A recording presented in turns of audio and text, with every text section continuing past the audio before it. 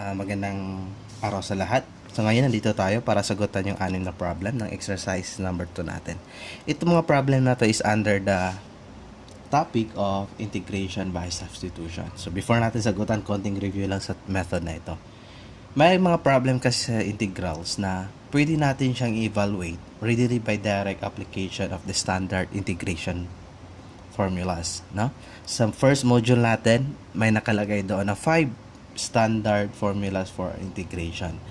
So, yung mga formula na yun is pag yun yung mukha ng problem is napakadali lang i-solve. So, this method involves a change of variable. For example, yung x natin, gagawin nating y. Yung x natin, gagawin nating u or v.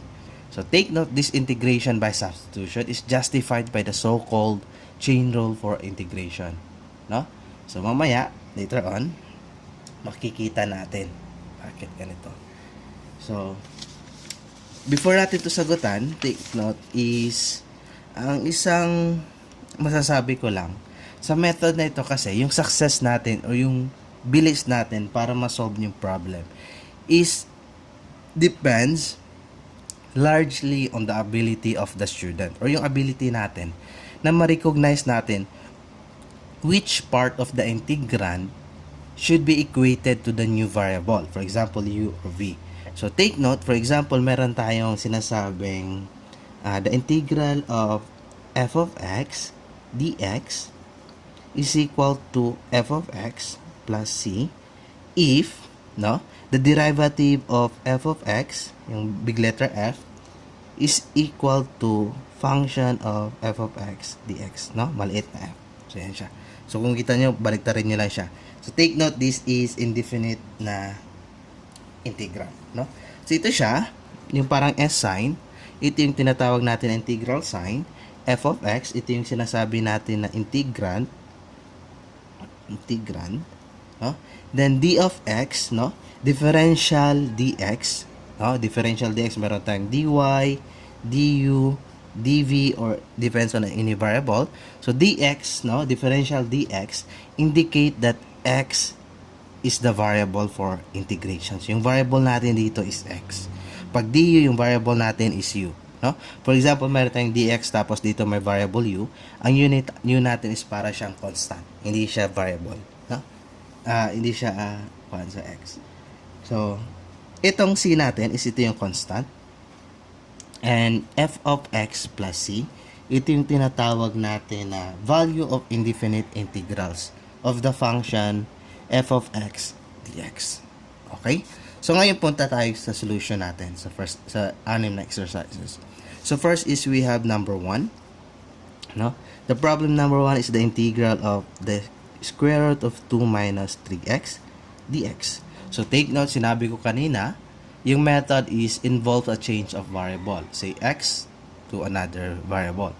So, ang purpose natin, bakit kailangan natin siyang i-change or substitute natin to a new variable is para ma-bring natin yung problem into a form for which a standard formula can be applied. So, kumbaga yung 5 formula natin, yung 5 formula natin, is pwede natin i-apply. So, for example, for this problem, no, integrand natin is square root of 2 minus 3x. So, ngayon, ano yung papalitan natin? So, for example, let's say, let u is equal to negative 3x, no? For example natin. So, yung derivative nito is, we have negative 3 dx. So, pwede natin sabihin this is du over negative 3 is equal to dx. So, yung dx natin is meron tayong in terms of du. Yung u natin is meron tayong in terms of negative 3x. So, pwede natin ma-write as integral of square root 2 minus u times du over 3. Pero itong form na ito is parang the same pa rin sa first form natin. So, pero medyo mahirap pa rin siya i-solve. So, maghanap tayo ng ibang part or ibang portion ng integrand natin na pwede nating palitan.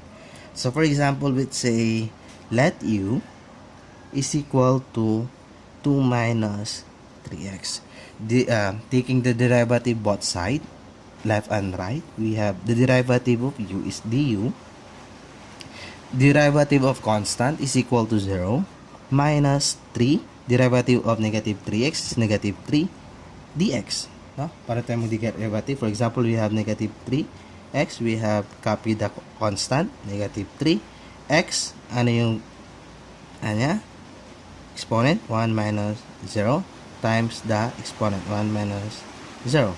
So, we have negative 3 dx. Ayan siya. Okay? So, ito siya.